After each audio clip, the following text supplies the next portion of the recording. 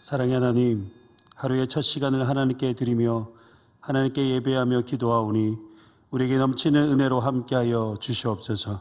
오늘도 성령님 우리 모두에게 임재하여 주시고 우리의 영을 깨워 하나님을 온전히 바라보며 주의 진리의 말씀에 합당하게 살아갈 수 있도록 인도하여 주시옵소서. 감사를 드리며 거룩하신 예수님의 이름으로 기도드립니다. 아멘. 찬송가 539장입니다. 539장입니다.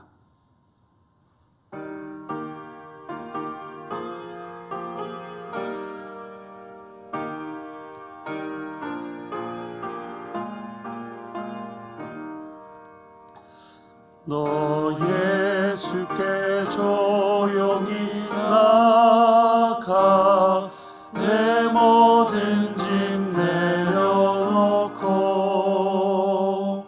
주 십자가 사랑을 믿어 죄사함을 너 받으라.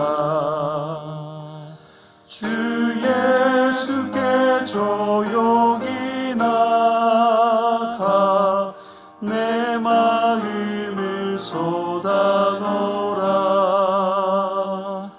늘 미리 보시는 주님 그 은혜를 베푸시리.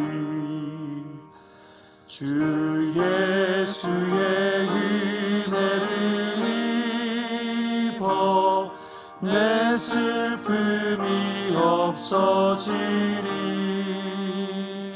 내 이웃을 늘 사랑하여 너 받은 것 거저주라. 주 예수께 조용히 나가 내 마음을 쏟아놓으라.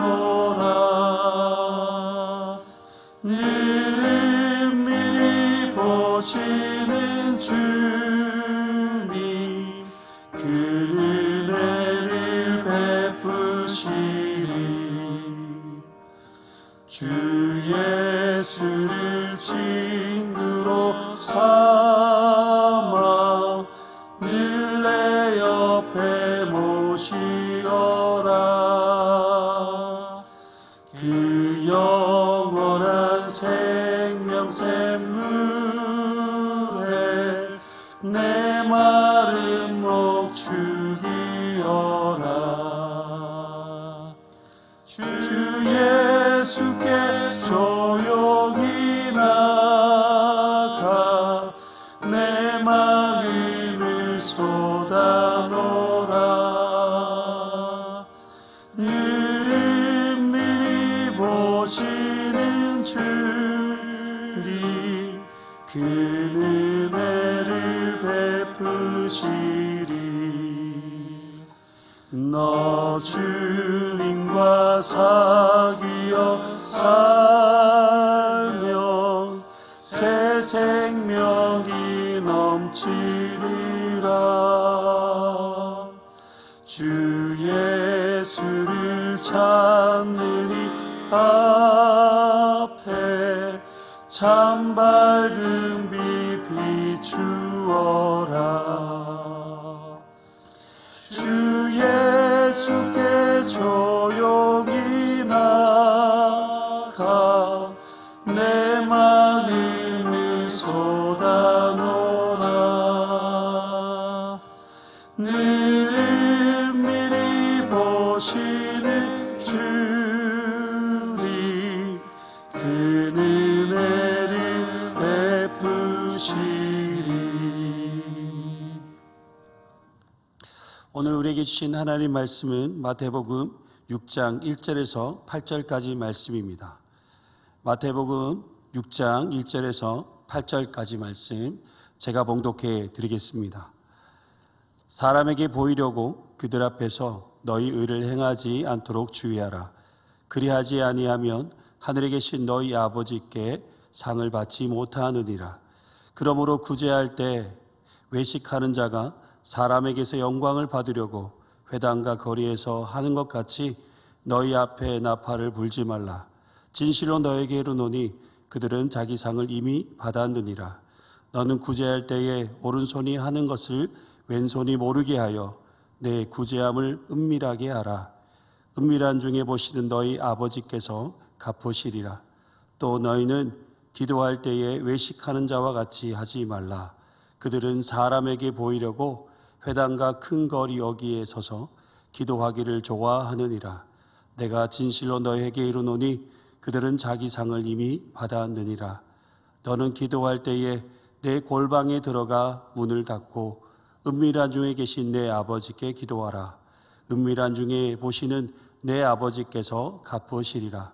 또 기도할 때에 이방인과 같이 중언부언하지 말라. 그들은 말을 많이 하여야 들으실 줄 생각하느니라. 그러므로 그들을 본받지 말라. 구하기 전에 너희에게 있어야 할 것을 하나님 너희 아버지께서 아시느니라. 아멘. 참된 구제와 기도의 삶이라는 제목으로 하나님 말씀을 전하겠습니다. 계속해서 산상수훈의 말씀을 나누고 있습니다. 예수님은 산상수훈을 통해 제자들에게 무엇을 말씀하시고자 하시는 것일까요? 제자들은 그동안 유대 전통 안에서 계승되어져 내려온 율법과 유대 전통의 가르침 안에 있었고, 그리고 그것을 관례적으로 행하며 있었던 것입니다. 특히 그 당시 종교 지도자들의 잘못된 경건 생활이 사람들에게 잘못된 유대교 신앙으로 자리 잡고 있었을 것입니다. 그래서 제자들에게 율법과 유대 전통이 아닌 하나님 나라의 백성으로서 새로운 가르침이 필요했습니다. 예수님은 자기 제자들이 경건 생활의 새로운 이해를 통해 그 당시 종교 지도자들과 보다 나은 의를 소유하기를 바라셨습니다. 당시 유대인들은 전통적으로 세 가지 주된 경건 생활을 실천하고 있었습니다. 그것은 바로 구제, 기도, 금식입니다. 그런데 이 세 가지 경건 생활이 올바른 방식으로 이루어진 것이 아니라 잘못된 방식으로 실천되어지고 있었다는 것이 문제였던 것입니다. 신앙생활에서 가장 중요하게 생각해야 하는 것은 방식이 아니라 방향입니다. 유대인들의 경건생활이 잘못된 큰 요인은 하나님을 향하지 않고 사람들에게 향하여 있었기 때문입니다. 오늘 말씀 1절에 보시면 사람에게 보이려고 그들 앞에서 너희 의를 행하지 않도록 주의하라 말씀합니다.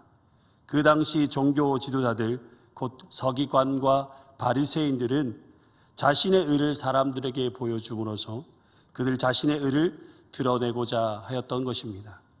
그래서 그들이 어떤 잘못된 경건 생활을 하였는지 살펴보고자 합니다. 2절에 보시면 잘못된 구제의 예를 말해주고 있습니다. 외식하는 자가 사람에게서 영광을 받으려고 회당과 거리에서 구제하는 경우입니다. 외식하는 자라는 의미는 연기하다, 무엇인 것 채하다라는 뜻을 가지고 있습니다. 바리새인들의 구제 행위를 보면 대상에 대한 긍휼과 하나님을 향한 순종의 마음이 없어 보이지는 않지만, 그러나 그들의 실제적인 속마음에는 사람에게서 영광을 받으려는 불순한 동기가 그 내면에 깔려 있다라는 것을 보게 됩니다. 그러니 사람들에게 잘 보이는 회당과 거리에서 구제를 베풀었던 것입니다. 예수님은 이들을 향해 그들은 자기의 상을 이미 받았다라고 말씀합니다. 그러시면서 참된 구제에 대해 말씀하셨지요. 오른손이 하는 것을 왼손이 모르게 하여 내 구제함을 은밀하게 하라라고 말씀하셨습니다. 예수님은 왜 구제를 함에 있어서 은밀하게 하라는 것일까요? 우리에게 주어진 모든 재물은 어느 것 하나 다 하나님이 주시지 않은 것이 없습니다. 그래서 우리는 모든 것이 주님께로부터 왔다라고 고백합니다. 만약 그 고백이 맞다라면 내 것을 가지고 남을 도운 것이 아니라 하나님의 것으로 도운 것이 되는 것입니다. 그러니 구제를 위한 물질이 나를 거쳐 갔을 뿐 나를 내세울 것이 하나도 없다라는 것입니다. 그러나 내게 주어진 재물을 내 것으로 생각하기 때문에 아까운 것이고 나를 드러내려 하는 것이 아니겠습니까? 하나님께로부터 왔으니 하나님 뜻대로 은밀하게 구제하는 일에 할 때 그 일이 바로 참된 구제가 되는 것입니다. 그리고 참된 기도도 마찬가지입니다. 외식하는 자의 기도는 어떠하다고 합니까? 그들은 사람에게 보이려고 회당과 큰 거리 어귀에 서서 기도하기를 좋아한다라고 합니다. 이들의 기도에 문제가 되는 것은 공식 석상에서 기도를 한다는 사실이 아니라 하나님보다 다른 사람의 염두를 둔 잘못된 동기가 문제시 된 것입니다. 기도는 하나님과 성도의 신령한 교제이며 영적인 대화입니다. 기도는 하나님의 뜻을 이루기 위한 신앙의 행위여야 합니다. 그래서 하나님의 인도하심을 받아야 합니다. 그런데 바리새인들이 하였던 기도에는 그들의 형식을 갖추었다고 할 수는 있겠지만 하나님과의 신령한 교제와 영적인 대화의 모습은 찾아보기가 힘든 것 같습니다. 예수님은 이들의 잘못된 기도를 말씀하시면서 골방에 들어가 문을 닫고 은밀한 중에 계신 내 아버지께 기도하라라고 말씀하셨습니다. 예수님의 말씀 속에서 한 가지를 생각해 보면 기도의 대상이 누구인지를 잘 말씀해 주는 것 같습니다. 기도의 대상은 여러분 사람이 아니라 하나님이시죠. 우리의 기도를 들으시고 응답하시는 분도 하나님이십니다. 그래서 우리가 기도의 방향이 하나님을 향해 있어야 되는 것이죠. 오늘 8절 말씀해 보시면 너에게 있어야 할 것을 하나님 너희 아버지께서 아신다라고 말씀하십니다.